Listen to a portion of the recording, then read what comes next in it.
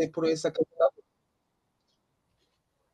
Bom, Então, que bom, amiguinho. Fico feliz por você, viu? De verdade. Que é muito ruim. Uma das piores dores que tem mesmo é a dor de pedra nos rins. eu nem cheguei a sentir. A partir de agora, então, a gente está gravando. Vamos começar? Vou fazer a nossa prece e aí a gente em seguida começa. Vamos então serenar os nossos corações, tentar conectar uma vibração da espiritualidade amiga que já se encontra presente, nos auxiliando, nos intuindo, preparando os nossos corações, nossas consciências para que a gente possa acessar essas informações que estão nos ensinamentos trazidos pelo Mestre, mas que também estão no íntimo de nossos espíritos. Agradecemos a Jesus, nosso Mestre querido, e a Deus, nosso Pai amado, por mais essa bendita oportunidade de estarmos aqui reunidos. Se conosco, Mestre, hoje e sempre. Que assim seja. Que assim seja. Bom, semana passada, deixa eu ver se eu entrei aqui.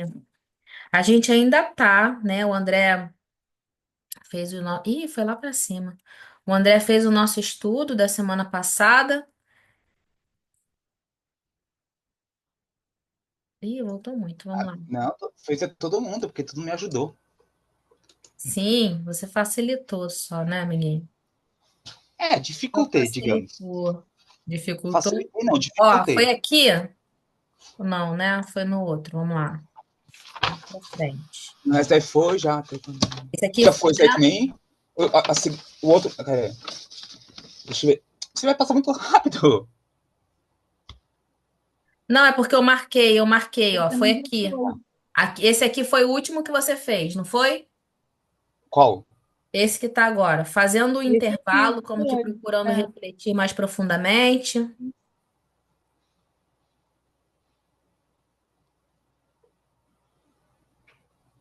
Eu acho que esse daí não. Mas você anotou, acho que foi esse aqui mesmo, que foi o último. Vamos voltar nesse aqui então, porque você falou que tinha sido no Eu, 39. eu acho que parou nesse daí. Esse daqui? É. Então tá. Quer revisar o que você falou semana passada? Não, pode falar. Você quer que eu falo? Ou você quer que eu falo? Fala. Eu te disse, com relação a essa parte aí, a gente comentou que foi bem legal. Essa parte que ele tá. Até então, você estava preocupado com os erros alheios, né? Aí até, acho que a Juliette falou, né, que inclusive ele era pago para para cuidar dos equívocos alheios, né? E também com as discussões de casuística, né? Então, com as situações, enfim, ganhava dinheiro na vigilância dos outros, né? Olha só que trabalho, mas enfim. Aí agora ele fala que, peraí, aí agora Deus te chamou para outra função, né? Agora é olhar para dentro, né? Que mais?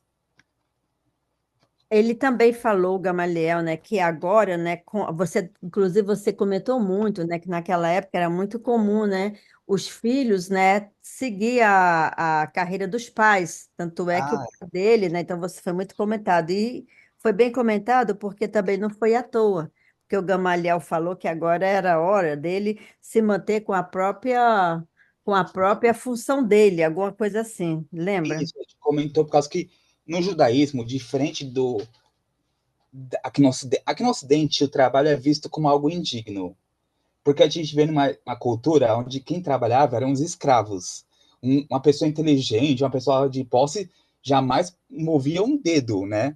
Já para o judaísmo, é o contrário. Lá eles valorizam muito essa questão do esforço, né? Então, é uma cultura muito diferente, né? Por isso que a gente vê casos muito grandes de sucesso ao longo da história de judeus, né? E a gente vê que é normal, eu não sei se até hoje em dia isso é normal, mas na época era normal, o filho, por mais que seguisse outra carreira, herdasse a, a profissão do pai, né? Herdasse, mas assim, aprendesse, né, na infância, enfim. E então tudo leva a crer que o pai de Saulo era tecelão e, consequentemente, ele na infância deve ter aprendido a manejar lá o tear, né? Enfim, a gente vai ver que vai ser muito útil. Uma das características que eu te comento que é muito bonita de Paulo é que ele nunca viveu da fé, né? Hoje em dia é muito comum, não, ele entre aspas, pastor profissional, ele é padre, não sei o quê. A pessoa vive da fé. Não, Saulo não. A gente vê que ele fazia as pregações dele, mas tinha um momento de trabalhar, né? E não abandonou a vida do dia a dia, né? Que era tão importante quanto. Evidentemente que a gente vai ver, né, mais para frente que enquanto ele estava lá tecendo, enfim, provavelmente ele chegava uma pessoa, ele orientava, né? Então ele não pregava o evangelho só à noite, né? Provavelmente ele falava o dia todo do evangelho, né? Mas tá ali trabalhando como tecelão, né? E dando o exemplo, por causa que eu achei muito bonito, né? Ele podia muito bem ser um acomodado, não, vou viver disso, né? Das doações, mas ele nunca aceitou nenhuma doação, nem do. O pai depois ofereceu um dinheiro, enfim, mas a gente vai ver que é uma pessoa um espírito que já faz com o próprio suor. E a gente comentou isso, como que o trabalho é importante para a evolução do espírito, né? E aqui a gente não está falando necessariamente do trabalho remunerado, mas do trabalho como um esforço em qualquer área, né? Pode ser um trabalho de. A gente comentou agora na semana passada a questão da dona de casa, que é um trabalho que é 7 por 7, né? 24 horas por dia, não tem férias que a gente comentou, né? A Ana comentou com a gente, né? Enfim. E tem até um livro do Centro Espírita Leão Denis que fala fora do trabalho não há salvação, né? Brincando com a fora da caridade. Porque é verdade, a gente lembrou, por exemplo, daquele caso daquela moça do nosso lar, que ela não queria ajudar em nada, né? Ela foi lá procurar acho que é o Clarence que ela procurou, né? Que ela, não, eu fui nessa área, não consegui, fui naquela outra área, não me deu bem, né? No final ela era mais ociosa, né? Enfim, não estava querendo nada com nada, né? Só E queria a gente, benefício. mas a gente vê que a criação é trabalho, né? Trabalho de Deus, trabalho nosso, né? Enfim, é Bom, trabalho tá no livro constante. dos Espíritos a lei do trabalho, né? Como a lei do É, trabalho é importante. exato. Nesse trechinho aqui, nessa passagem que a gente tá de Saulo, encontrando Gamaliel, né? Tendo essa conversa com Gamaliel, Gamaliel ajudando ele a organizar dentro do seu coração, dentro do seu pensamento tudo que aquilo estava bagunçado ainda dentro dele, né, em relação à lei, como conjugar a antiga lei agora com os novos ensinamentos que ele estava tomando para si. E nesse momento a gente está vendo que o rumo que ele está tomando é esse, de voltar a ser tecelão, né, que As é origens, né? as origens. E eu acho isso de um simbolismo muito importante para a gente pensar, que é o seguinte: a gente estuda que pecar, né, a palavra pecar, significa errar o alvo. E que alvo é esse, né? O alvo é Jesus.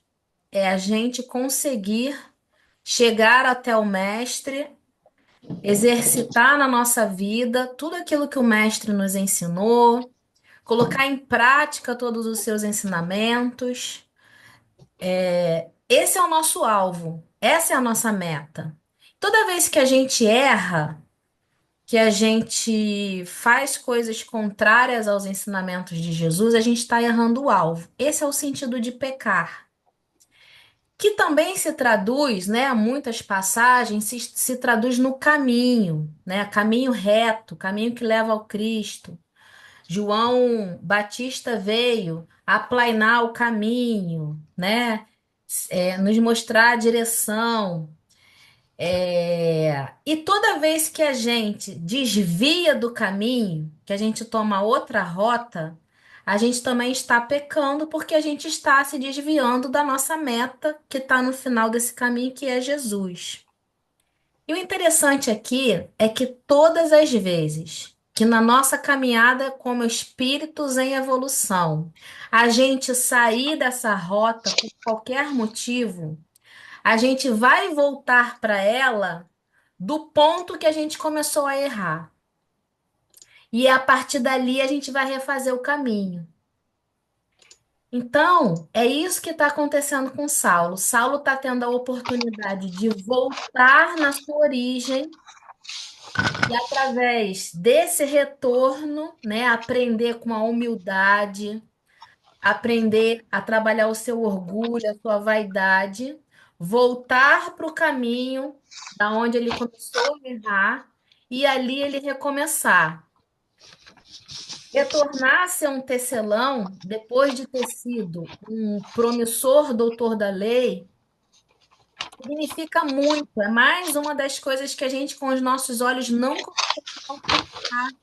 O quanto significa para Saulo trabalhar dentro dele a humildade, com esse retorno a ser tecelão. Então, essa frase aqui, ó, ganhava dinheiro na vigilância dos outros, ou seja, o que significa isso? Foi uma reta do caminho que ele se desviou. Mas Deus te chamou a verificar os teus próprios desvios, te chamou de novo para o caminho, como chamou a mim mesmo.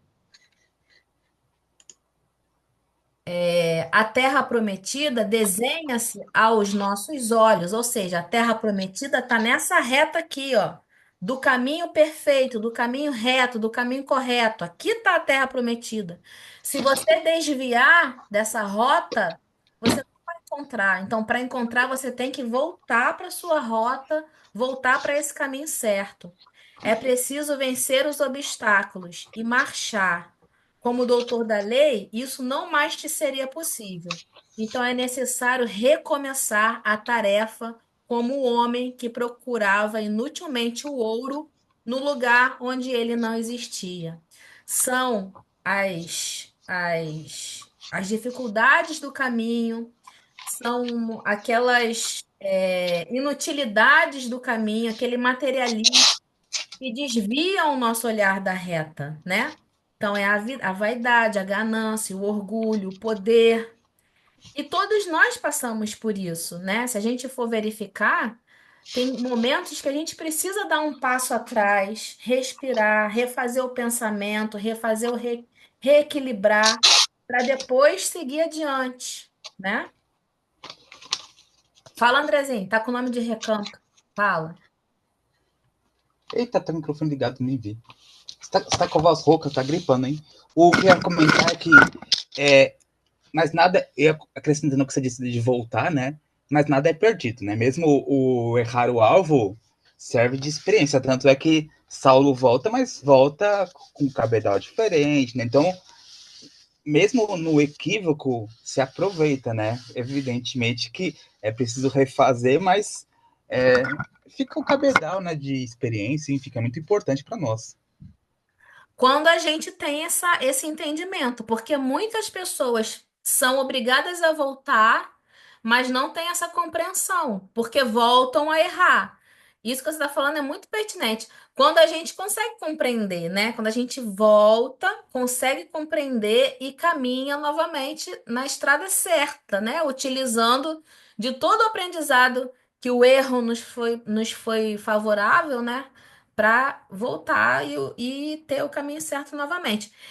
Esse é o nosso percurso de vida como espíritos reencarnantes. Às vezes a gente, numa vida, não consegue perceber esse movimento de retornar ao ponto que a gente começou a errar. Mas se a gente pensar o desencarne, quando a gente desencarna, que a gente tem acesso mais amplo a tudo que aconteceu na nossa vida, na nossa trajetória, quando a gente tem a possibilidade de traçar novamente o nosso retorno, refazendo as experiências que a gente não aproveitou, né? Isso também é voltar, né? Voltar e refazer. Toda vez que a gente retorna, é um retornar e refazer. Então, é esse caminho que Saulo está fazendo aqui agora, de retornar para o caminho para tentar de novo seguir no caminho reto onde a gente tem que seguir. Fala, Catinha. Tá sem som. Você fez o procedimento? Então tá, vai lá que eu te espero. Ó, esse aqui também vocês leram, né? Não podias receber das mãos paternas dádiva mais generosa, acrescentou Gamaliel com um sorriso sereno. Teu pai foi previdente, como todos os chefes de família, é isso que o André tá falando, né? Era da cultura do pai passar para o filho o ofício, né, do pai. É, ah, Está escrito que devemos comer o pão com o suor do rosto. Olha aqui, isso aqui é o que está lá no livro dos Espíritos, na lei de trabalho. Se a gente for lá ler na lei de trabalho, né? O trabalho lá, os Espíritos dizem pra gente, é importante por vários motivos no planeta que vocês estão, principalmente para que vocês possam evoluir, né? O aprende, porque o trabalho traz o que pra gente? A necessidade sempre de você aperfeiçoar, de você se aprimorar. É, E, No caso da Elaine, trabalho faz ela lidar com pessoas complicadas, que faz ela evoluir. olha, nem fala, faz mesmo. Posso? Me escutam bem agora? Sim, Ok. falar. Quando você estava explicando aí, né, sobre esse trechinho que diz: a terra prometida desenha-se aos nossos olhos, fica uma coisa tão clara para a gente, né? Como você disse, é o caminho que se faz à nossa frente, né? Está claro aos nossos olhos, é a nossa escolha de tomar a decisão de seguir esse caminho, né? A isso me levou aquela brincadeira quando as pessoas tá te ensinando alguma coisa e vira para você já sem paciência, e fala assim: quer que eu desenho para você compreender? E me levou a isso, porque é uma coisa que está tão claro, né, que só não vê aquele que não quer realmente seguir aquele caminho.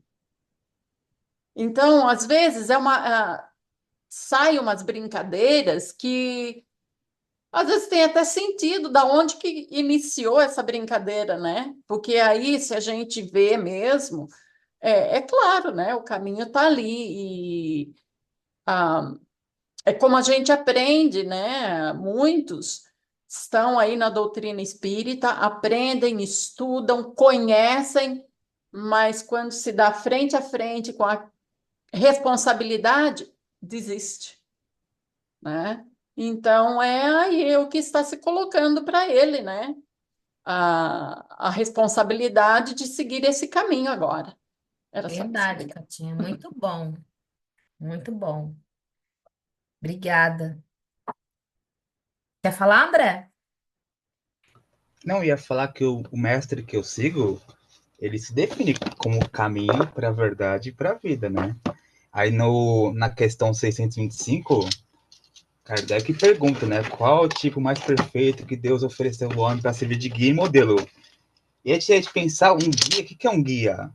É um guia que conhece bem aquela caminhada, aquele caminho, né? Já percorreu anteriormente, né? Então, por exemplo, a Elaine vai viajar. Ela vai procurar preferencialmente um guia que conhece bem a região. Não vai procurar um guia que leu a cartilha ou porque aprendeu no YouTube. Não, porque conhece porque já trilhou aquele caminho, já conhece bem aquelas trilhas, né? Então, Jesus é esse nosso guia, né? Porque a gente tem que seguir os passos, né? Desse caminho, né? E esse modelo é qual nós devemos nos espelhar, né? Então a gente tem muito, com Jesus tem muito forte essa questão do qual o caminho certo, né? A gente não tem muita desculpa, né? A gente não pode alegar ignorância. Todos nós aqui conhecemos qual o caminho, né? Agora, muitas vezes a gente prefere optar no nosso dia a dia por pegar caminhos que não é o melhor, né? O caminho mais cômodo, enfim, né? Exatamente.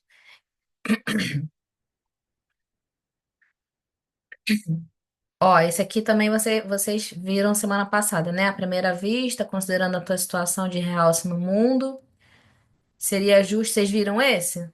Não. Não? Então vamos, Eu acho que. Porque tem uns vamos a pontos partir aí que eu daqui, não. então. Tá. Fazendo o intervalo, como que procurando refletir mais profundamente. Elaine, Oi. desculpa. Vamos começar hoje assim, fazendo o intervalo. Ah, isso mesmo, desculpa, você leu exatamente aí, fazendo o intervalo. É isso, né? Então É. vamos lá. Fazendo o intervalo, como que procurando refletir mais profundamente, o velho mentor da mocidade farisaica voltou a dizer: Foste humilde tecelão antes de conquistares os títulos honoríficos de Jerusalém. Agora que te candidatas a servir ao Messias, na Jerusalém da humanidade, olha que interessante. É bom que voltes a ser modesto tecelão. As tarefas apagadas são grandes mestras do espírito de submissão. É, eu já vi em alguns romances, né, que a gente lê, eu já falei isso aqui, é muito interessante quando a gente lê um romance que mostra pra gente a sequência de trajetórias de um espírito, e encarna, desencarna, que a gente tem essa visão, né? E esse movimento também de você alcançar uma determinada posição social ou poder, né? Isso é de um perigo gigantesco. E eu sempre vejo nesses romances esses espíritos precisando perder isso tudo para compreender que nas pequenas tarefas é que se exercita a humildade. É muito difícil você exercitar a humildade numa posição mais elevada socialmente. É muito difícil. Porque assim como a prova do dinheiro é uma prova difícil, né? Porque traz para você muita distração, traz para você muito prazer, né? E esses são sentimentos que te desviam do necessário. O poder é a mesma coisa. Então, invariavelmente, você precisa perder essa colocação para você entender que a humildade, né, é trabalhada fora dessa condição de poder, porque no poder é muito difícil você trabalhar a condição de humildade. As tarefas apagadas são grandes mestras do espírito de submissão. Não te sintas humilhado regressando ao tear que nos surge presentemente qual amigo generoso. Estás sem dinheiro, sem recursos materiais.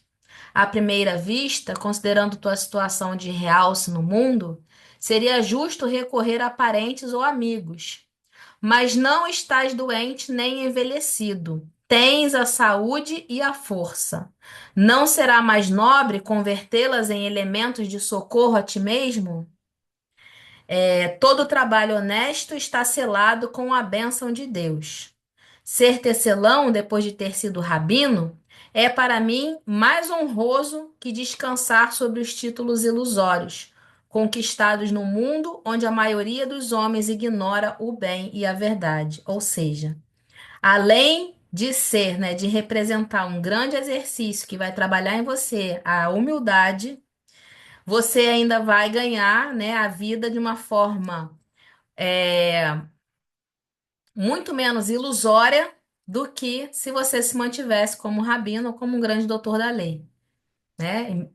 Envolvido ali em questões com pessoas num clima onde as pessoas ignoram a verdade e o bem, porque assim seria com ele se ele não tomasse esse caminho, né? Saulo compreendeu a grandeza dos conceitos e, tomando-lhe a mão, beijou-a com profundo respeito, murmurando: Não esperava de vós senão esta franqueza e esta sinceridade que ilumina o meu espírito. Aprenderei de novo, olha o aprenderei de novo, né? Olha o retornar aí para começar a caminhada. O caminho da vida, olha isso, gente. Aprenderei de novo o caminho da vida. É retornar para o início e caminhar novamente. Encontrarei no ruído do tear os estímulos brandos e amigos do trabalho santificante. Conviverei com os mais desfavorecidos da sorte. Penetrarei mais intimamente nas suas amarguras de cada dia. Em contato com as dores alheias, hei de saber dominar meus próprios impulsos inferiores, tornando-me mais paciente e mais humano. Gente, isso Elaine, aqui é muito importante. Fala, Ana. Elaine, o mais lindo daqui é que Você vê toda essa frase, essa parte aqui, esse parágrafo que tu leu, ele, a volta que ele está fazendo para ele próprio, de humildade, começando pelas palavras do Gamaliel, né? Para mim é muito horroroso, é muito honroso, né? Depois de você ter sido um rabino, voltar a ser um tecelão. Olha, olha a lição de humildade e olha como abriu tanta antenas na cabeça do Saulo, que aí, através dessas palavras, né, de voltar a ganhar dinheiro com o próprio suor dele, com um trabalho digno, e ele mesmo, né, sendo uma pessoa simples, porque ele teria que ser simples para poder fazer essa caminhada.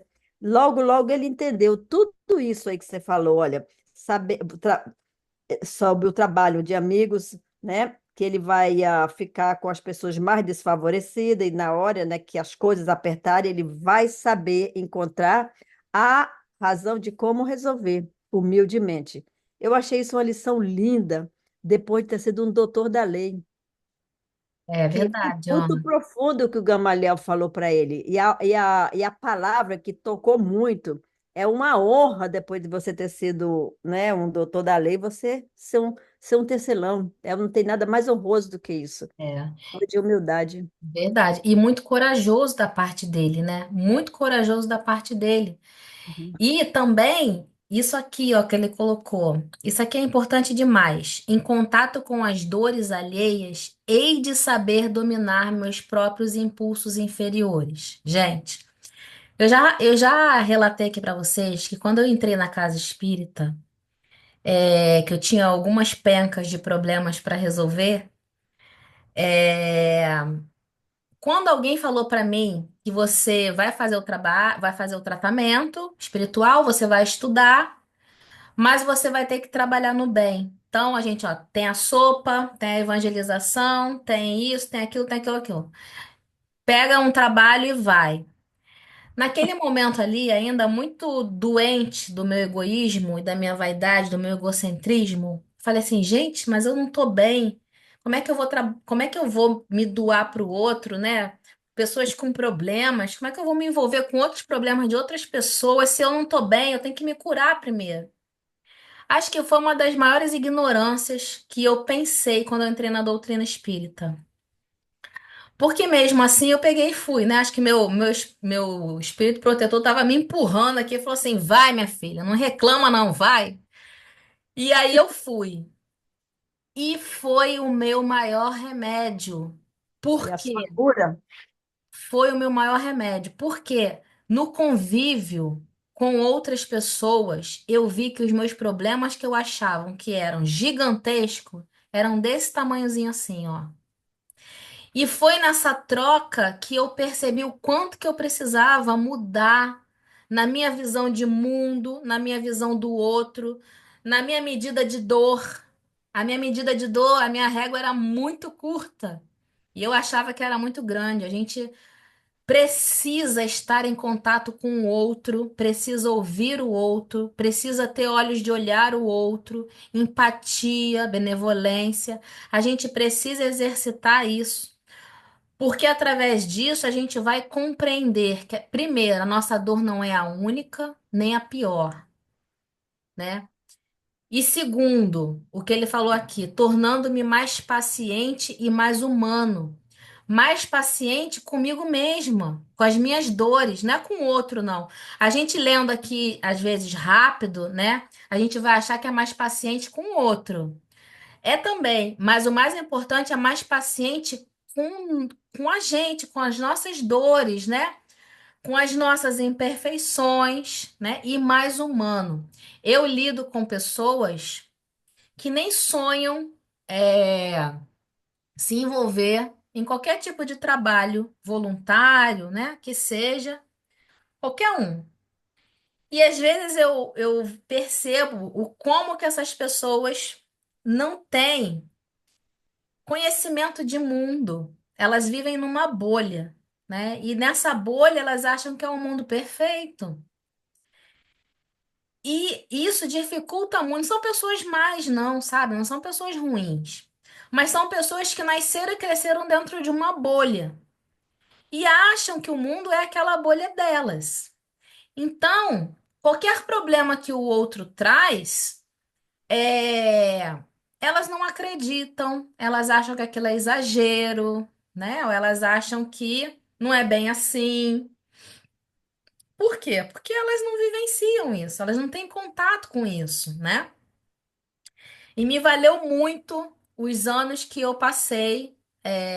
Tenho muita saudade dos anos que eu passei dentro desse núcleo do centro que eu trabalhava, que era dentro de uma comunidade, e ali eu aprendi muito, né? Eu achei que eu estava indo para me doar, e na verdade eu é que recebi demais, muito aprendizado.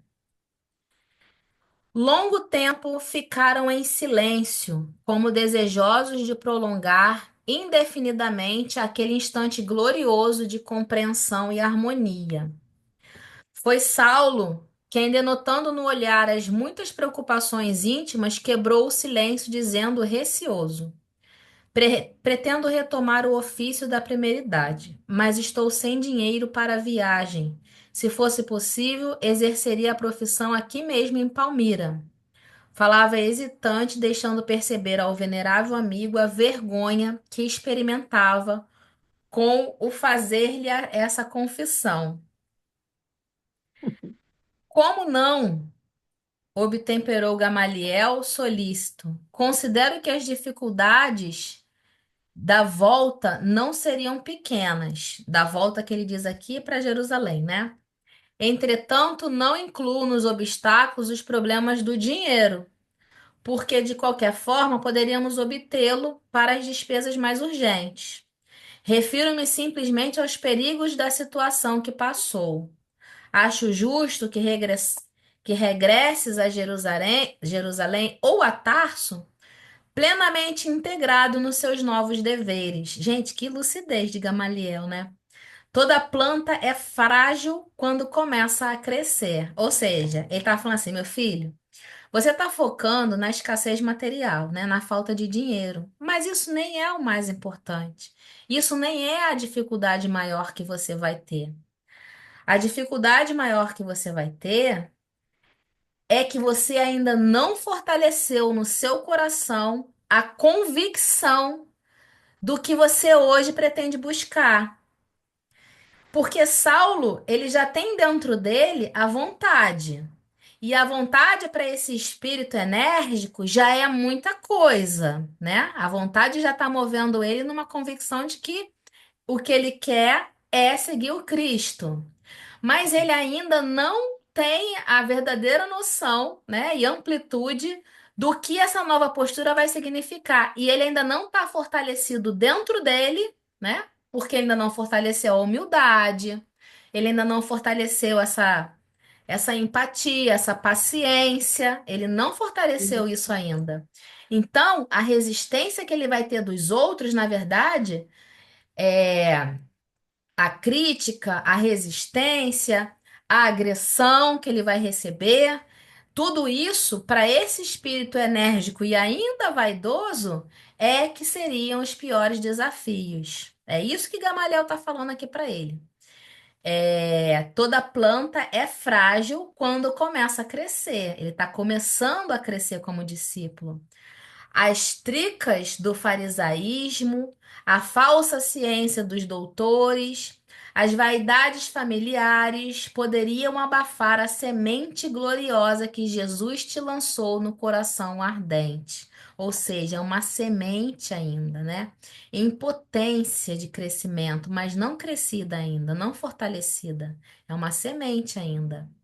O rebento mais promissor não se desenvolverá se o cobrimos de detritos e lama. É bom que voltes ao berço, aos nossos companheiros e à família, como a árvore frondejante, honrando a dedicação do divino cultivador. Ou seja, é bom que você volte, mas como uma árvore forte, né? Uma semente que já desabrochou, que já cresceu, que já criou raízes, porque a ventania vai ser forte e você precisa estar fincado nesse solo. E aí ele pergunta de novo: mas que fazer tornou Saulo preocupado. Que grande pai que Gamaliel foi para ele, né? Que bonito esse diálogo, esse acolhimento, essa inspiração que Gamaliel tem sido para ele, né? O antigo mestre refletiu um instante e esclareceu. Sabes que as zonas do deserto são grandes mercados dos artigos de couro. O serviço de transporte depende inteiramente dos tecelões mais hábeis e dedicados. Assim o compreendo, meu irmão assim o compreendo. Meu irmão estabeleceu diversas tendas de trabalho no oásis mais distantes para atender às necessidades do seu comércio. O que que ele está falando aqui? Eles estão numa região de deserto, né? Palmira ficava numa região central, entre dois pontos, entre um porto, né? Era um local de comércio ali, de passagem de comércio, e representava um ponto de apoio muito grande para esse grande movimento de comércio. O irmão de Gamaliel tinha vários pontos nesse oásis, esse que Gamaliel tá é um, e eles tinha outro aonde os tecelões e a fabricação de couro era muito importante, porque era o que eles usavam para os transportes, né? Conversarei com Ezequias a teu respeito. Não direi que se trata de um grande chefe de Jerusalém, que pretende exilar-se por algum tempo, não pelo receio de envergonhar teu nome ou tua origem, mas por julgar útil que proves a humildade e a solidão no teu novo caminho. As considerações convencionais poderiam perturbar-te, agora que necessitas examinar o homem velho a golpes de sacrifício ou disciplina. Ou seja, não vou falar que você era um grande doutor da lei em Jerusalém, porque isso pode causar nas pessoas grandes reverências a você. Você precisa chegar como uma pessoa humilde e assim ser tratado, para que possa trabalhar a humildade dentro do seu coração. Compreendo e obedeço em meu próprio benefício, murmurou Saulo com atenção. Aliás, Jesus exemplificou tudo isso, permanecendo em nosso meio sem que o percebêssemos. Ou seja, né, reconhecendo já aqui Jesus como um grande espírito, como um grande filho de Deus, né, como um grande Messias, mas que permaneceu ali, andando entre os discípulos, não requisitou trono, não requisitou palácios, não requisitou nada de muito importante, só se doou, né, humildemente, junto com os pobres, junto com os doentes, com as viúvas, com as crianças órfãos, se doando o tempo inteiro.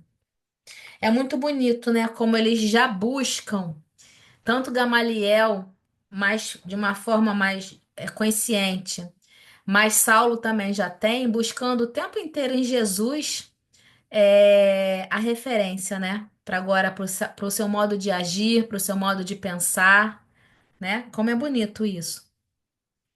Deixa eu ver se dá tempo da gente ler mais isso. Dá. Alguém quer comentar até aqui o que a gente falou? André, quer comentar? Não, achei muito ponderado, muito sensato as ponderações de Gamaliel, né? Eu gostei muito dessa parte que ele fala do todo trabalho é digno aos olhos de Deus, né? Porque a gente tem uma visão material de achar que um trabalho é mais importante que o outro, né? Mas não tem isso. Todos os trabalhos são importantes, né? Então a gente precisa de todo mundo, né? Quem seria nós se não fosse aquela pessoa na roça plantando, aquela pessoa acordando cedo para fazer o pão, enfim, né? E o importante é o que o trabalho faz com o espírito, né? Então a gente vê que a gente encarna naquele trabalho que a gente tem mais necessidade. Então a gente está precisando de mais humildade, a gente vai talvez encarnar numa profissão que propicie mais humildade e menos exposição, por exemplo, né? E assim por diante. É muito interessante isso. Era só isso. Obrigado. Muito, muito bom. Desculpa. Minha garganta está muito ruim. Você tá É, gripada? Eu tô com resquício daquela gripe, né? Tô tentando Hum, falar mais calma, porque É sua voz tá nasalada mesmo. tá, minha garganta tá arranhada. Eu já falei pra caramba hoje no trabalho, né? Então tô tentando controlar aqui o tom da voz. É muito importante, né, amigo? Lá no Livro dos Espíritos já falei, né? Lá onde a lei de trabalho fala exatamente isso, da importância de cada um, do que a gente oferece para o planeta, né, no nosso trabalho, e do que o trabalho representa para a gente. E sim, tudo é importante, né? Eu me lembro muito, a gente às vezes não tem noção da importância do trabalho do outro na nossa vida. Mas aqui no Rio de Janeiro, não sei, acho que foi no Brasil inteiro, né? Há uns anos atrás, nós tivemos uma greve dos caminhoneiros. Não sei se vocês se lembram disso. Nós tivemos uma grande greve dos caminhoneiros. Gente, é impressionante. Tudo foi parando. Tudo. Coisas que a gente nem imaginava que iam impactar com a greve dos caminhoneiros. Impactou demais, né? Então, são coisas que a gente não percebe, mas que fazem toda a diferença o trabalho do outro. Foi o que o André falou também. A agricultura, né? Quanto que a gente, se faltar, a gente imediatamente vai sentir na nossa mesa, né? Quando as pessoas que trabalham com a limpeza pública param, a cidade vira um caos, 2, 3 dias. É um trabalho que a gente não percebe, né? A gente coloca o nosso lixinho lá na porta e não pensa, né? Não percebe. Enfim, tudo faz parte de uma grande engrenagem, né? Tudo faz parte de uma grande engrenagem onde todos têm a sua importância, né? Todos. Isso a gente não para pensar. E se faltasse a matéria-prima, da onde saem as nossas roupas, que veste o nosso corpo, nos aquece, a matéria dos nossos calçados, imagina se isso nos faltasse. Tudo, né? Tudo, né, Ana? Tudo. O deserto lhe. Onde eu parei? O deserto lhe proporcionaria consolação, trabalho, silêncio. Ganharia não mais dinheiro fácil da admiração indevida, mas os recursos necessários à existência, com o subido valor dos obstáculos vencidos. Quer que eu leio? Quero. É... Onde parou mesmo? Coloca o mouse. Gamaliel tinha. Aqui. Gamaliel tinha razão. Não era lícito rogar o favor dos homens, quando Deus lhe havia feito o maior de todos os favores, iluminando-lhe a consciência para sempre. É verdade que em Jerusalém havia sido cruel o verdugo, mas contava apenas 30 anos. Buscaria reconciliar-se com todos a quem havia ofendido no seu rigorismo sectário. Sentia-se jovem, trabalharia para Jesus enquanto lhe restasse energias. Aí tive a sinceridade, a honestidade, né, desse espírito, né? Por mais que eu e a Paola tecemos muitas críticas à personalidade dele, mas a gente vê que era um espírito sincero que queria evoluir, né? Nos seus propósitos, naquele que ele acreditava, né? Ele ia com unhas e dentes, né? Muito bonito isso. Eu fiz críticas naquele momento, mesmo já tendo livro, porque naquele momento era a gente olhando para o nosso espelho também e tentando aprender, né? É, sim, sim. Verdade, verdade. Ó, Se vocês quiserem que eu leio também, gente. vamos terminar aqui nesse slide, né? Que aí a gente para aqui, já são 8 horas. Verdade. Obrigada, Paola. É, isso aqui que ele está falando, né? Também é um voltar atrás. Toda mágoa que a gente causa no coração do outro, a gente vai precisar reparar, né? Se diz que a gente tem que se arrepender, espiar e reparar, né? Esse é o processo de evolução do espírito. Arrepender, espiar e reparar. E isso aqui que ele está querendo, ó, é verdade que em Jerusalém havia sido cruel o verdugo, mas contava apenas tentando. Buscaria reconciliar-se com todos a quem havia ofendido no seu rigorismo sectário. Quando a gente percebe, porque às vezes a gente magoa, ofende, agride sem perceber o nosso erro, né? Mas quando a gente percebe e a gente tem essa vontade de fato de acertar, a gente sente essa necessidade de reparar, de pedir desculpa. E isso demonstra uma grandiosidade no nosso espírito, né? Como o André está falando. É uma demonstração muito grande, porque pedir desculpas requer uma coragem muito grande, né? É muito difícil. Às vezes a gente quer arrumar desculpas, mas não pedir desculpas. A gente quer buscar desculpas para o nosso comportamento, justificando, mas não pedindo desculpas, né? O Marcos fala uma coisa para mim, e isso foi desde quando a gente começou a namorar. Uma das coisas que a gente convencionou no nosso relacionamento é que a gente, em determinadas coisas, a gente pensa diferente, né? E todos nós somos assim. Nós não somos iguais, né? Nós temos pensamentos diferentes. E chega numa determinada hora, numa discussão, que a gente precisa perceber que a gente pensa diferente e simplesmente aceitar o que o outro pensa sem tentar modificar o outro. E pedir desculpas daquilo que a gente já reconheceu que foi errado, sem se justificar. Mas é pedir desculpa verdadeiramente, né? Sentindo vontade de reparar o mal que fez. Porque às vezes numa discussão você acaba, né, perdendo a linha e acaba agredindo. E aí você precisa falar assim, ó, desculpa. Desculpa no que eu te magoei, realmente não foi correto. E vamos voltar então ao início. Só que os relacionamentos são muito difíceis as pessoas aceitarem fazer isso. As pessoas querem agredir, agredir, agredir o tempo inteiro, né? Pra achar a razão que elas não têm. E daí a gente tem os relacionamentos hoje como estão, doentios, né? Egoístas, egocêntricos, casais disputando o pódio. Um pódio só sendo disputado por dois, né? Quem tem a razão, quem é mais certo, quem é mais correto, quem é mais até inteligente às vezes, né? E isso é muito triste. É, Sentia-se jovem, trabalharia para Jesus enquanto lhe restasse energias. E teve muita energia, né? Para encerrar, eu queria só fazer um comentário. Gente, como que a gente não tem noção, a gente acha que é muito normal todas essas informações que a gente tem aqui. Mas quem lê os comentários bíblicos, né, dos grandes estudiosos, a gente tem noção de como a gente é privilegiado de ter acesso a essa informação desse diálogo de Saulo com Gamaliel.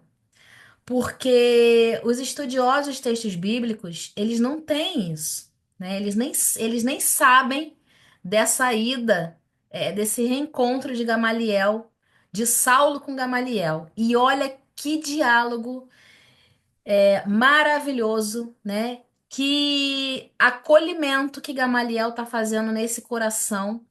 E a partir desse momento, desse acolhimento que Gamaliel fez, Gamaliel arrumou ali o coração, né, de Saulo. E a partir desse momento, Saulo traçou a rota que ia representar para ele esse retorno para o caminho que é a busca de acertar a meta, que é a busca de estar ao encontro de Jesus. Foi Gamaliel responsável por ajeitar esse coração nesse momento aqui de angústia que ele chegou para esse encontro. E isso é um presente que Emmanuel nos deu através das mãos do Chico, e eu sou tão grata por isso. Então, quando nós voltarmos, a gente volta novamente, né, no moço Tassenso, no princípio do princípio do parágrafo, para que a gente volte novamente, certo? Uhum. Porque você, Aonde? ti- O porque moço você tá tinha, senso. você tinha parado ali, ó. Antes do André começar, você havia parado ali, ó. Aliás, Jesus simplificou tudo isso, permanecendo em nosso meio, sem que os percebêssemos. Aí a gente ia continuar no moço Tarcísio.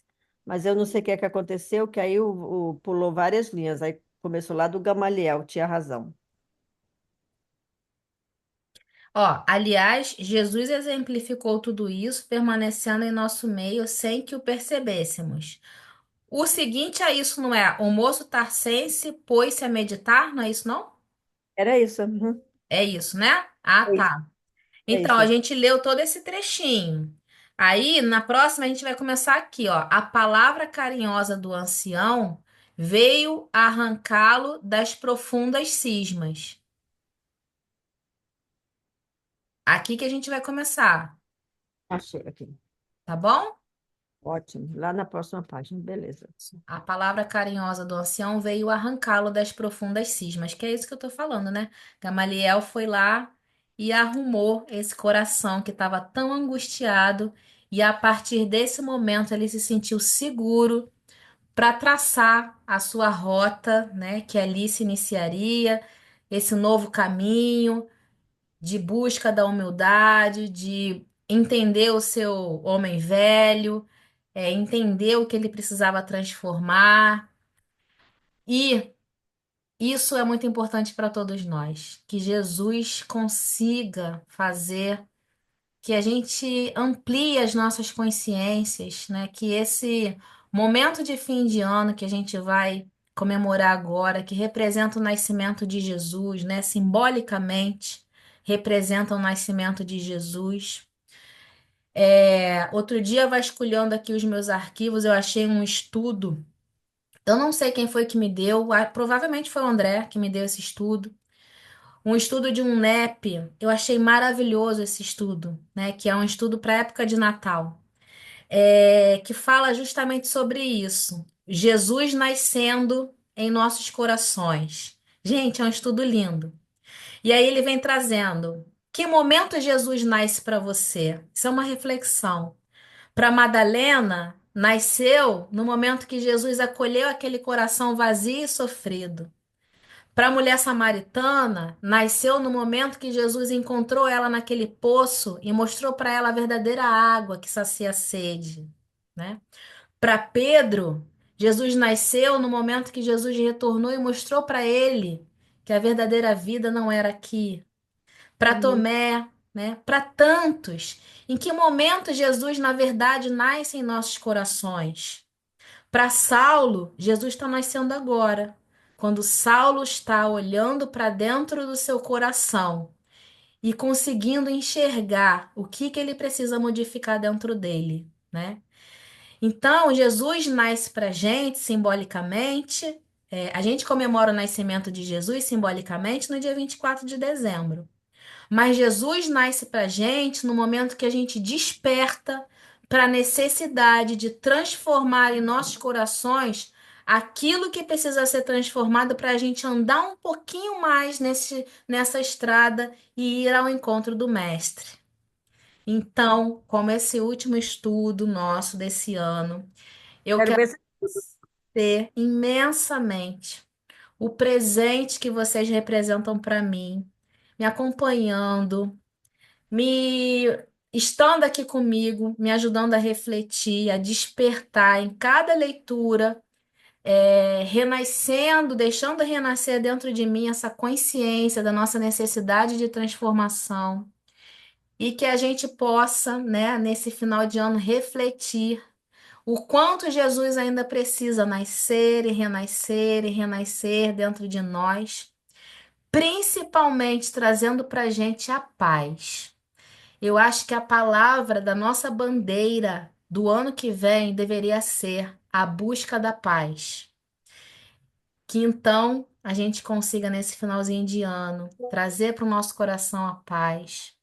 Que a gente consiga fazer essa paz crescer dentro de nós. Que a gente consiga distribuir essa paz para o outro. Porque isso é o verdadeiro sentido do Natal, né? Obrigada, amores. Alguém quer falar alguma coisa? Emocionante suas palavras, são lindas. Nossa, não tem nem o que falar. Obrigada, querida. Quero agradecer também, porque a oportunidade de eu estar aqui com vocês é bom demais, e de rever esse livro que eu chorava quando eu lia, com outro olhar também, né? Porque, graças a Deus, a gente amadurece, é bom demais. Muito obrigada. Que Obrigada, seja um ano de muito amor por nós e de paz também.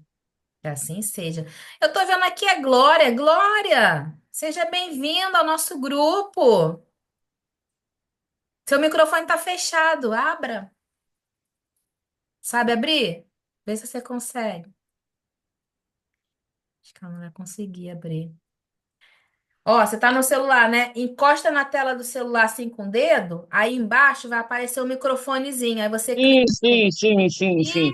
Pois Isso! é, eu estava ali escutando, ouvindo, lendo com toda a calma e achei lindo. Primeiro, eu admiro demais o apóstolo Paulo, não é? Desde o tempo quando ele era Saulo, a... o que que ele demonstra, inclusive, para cada um de nós, aqueles que estão iniciando, aqueles que já estão ingressados no Espiritismo, mas que ainda não, vamos dizer assim, realmente não assimilou ainda a nossa doutrina, não é? O nosso livre-arbítrio, tem muitos que ainda estão assim meio perdidos. E eu amei aqui calminha, sozinha em casa, ouvindo você, dando as suas explicações, espetacular. Eu espero que no próximo eu também consiga chegar cedo e participar de tudo isso. É incrível, é incrível. Você já está no grupo, Glória? Bom, eu acho que estou, porque eu estou ouvindo e de vez em quando eu entro e vejo as mensagens. Eu gosto muito de ver as mensagens, principalmente à noite, quando eu estou no meu quarto, porque a minha irmã ela é evangélica. Aí ela não aceita de jeito nenhum o espiritismo. Pense. Aí como a gente tem que conviver, não é? E aceitar o outro como ele é, eu aceito. Aceito, prefiro viver bem, sem nenhum problema no coração e quero terminar o ano, meus amores. Eu digo, eu não tenho mágoa de ninguém. Eu consegui trazer isso para mim. Eu não quero perder de jeito nenhum. Quero continuar assim. Muito bom, Glória. Isso aí. A gente tem que deixar a paz no É. nosso coração, né? Aham. Isso Dou aí. muito trabalho a André quando chega de manhã no sábado, que eu penso que vou entrar no Evangelho, aí vem neto, vem filho, olha, vem irmão, aí leva tudo para a aldeia, é uma confusão. Aí eu termino só vendo o vídeo depois. Mas é assim, a gente vai, o importante é que eu esteja sempre, sempre ouvindo vocês, Isso. porque isso Seja enriquece a minha bem-vinda. mente, a minha consciência, o meu coração. Isso. Seja bem-vinda, viu? Ao nosso grupo. Muito obrigada, muito Você se sinta obrigada. Vocês não abraçada. sabem quanto vocês me ajudam. Vocês não imaginam quanto vocês me ajudam, quanto me fazem crescer, evoluir. Nós nos ajudamos, né, Glória? Todos nós. A gente está aqui para ajudar um Muito ao outro. obrigada. Não é Ah, com fluida. certeza. As mensagens É, não é fácil para ninguém. justo, justo. Sempre que eu tenho oportunidade, eu também procuro sempre ajudar, Essa é a nossa missão. agradecendo sempre. Uhum. Ó, e para encerrar, Diga. encerrando mesmo, eu quero fazer um Sim. agradecimento especial nesse final de ano, nosso último encontro desse ano, ao meu amigo André. Amigo, Ah, você concordo. me inspira demais. Você me É. ajuda muito. Eu tenho um carinho imenso por você, você sabe disso. E eu quero deixar aqui registrado o meu agradecimento, tá? E você foi um presentinho muito grande que Deus me deu nessa caminhada. E eu quero ainda poder que a gente esteja junto muito tempo ainda, viu? Concretizando muitos estudos, tá bom? Sinta-se muito abraçado agora, tá bom? Ok. Obrigada. Por mim, eu agradeço, que o Papai André, para mim, realmente é uma pessoa Ele é que eu também maravilhoso, né? tenho totalmente, totalmente. Para mim é totalmente. Foi ele que me ingressou nesses estudos. É É incrível. ótimo. Glória, quer Uhum. fazer a nossa prece para a gente encerrar? Sim, vamos. Oh, que beleza, então vamos. Vamos sim. Jesus, mais uma vez te agradeço pela oportunidade desse aprendizado, de estar sempre, sempre ouvindo, lendo as vossas mensagens, ouvindo e aprendendo sobre os vossos ensinamentos para as criaturas que aqui na Terra se encontram. E bem como aqueles que já estão na espiritualidade, também eu tenho certeza que participam desses encontros. Pai amado, muito obrigado, gratidão. Continua nos dando força, coragem, resiliência para seguir na nossa evolução aqui na Terra, para chegarmos até o mundo espiritual e poder dizer: consegui mais uma etapa da nossa reencarnação. Que a paz do Divino Mestre Jesus esteja com todos nós, hoje, agora e sempre. Que assim seja. Graças a Que Deus. assim seja. Elaine, Obrigada. Obrigada, receba querida. também, Elaine, o meu abraço, receba também todo o meu carinho, porque eu que sou muito feliz de ter caído aqui nesse grupo e ter encontrado essa família linda também, agradecendo o Você André, só. é através do André que eu estou aqui. Obrigada. Ave Obrigada, Maria. Paola, obrigada. Obrigada, Feliz Ano E a Novo, Ricardo. Feliz Janete é uma Obrigada Natal a pessoa a que todos nem todos. no nós. estudo não está. A todos. Eu Adeus, vim parar gente. no estudo Muita através de uma paz. pessoa que nem no estudo não está. Muito obrigada. Obrigada, Obrigada a querida. todos. Obrigado a Tchau, tchau. todos. Lourdes, Até a próxima. Ricardo. Um Obrigada. Obrigado. abração. Tchau, Beijo. tchau. Beijo. Outra.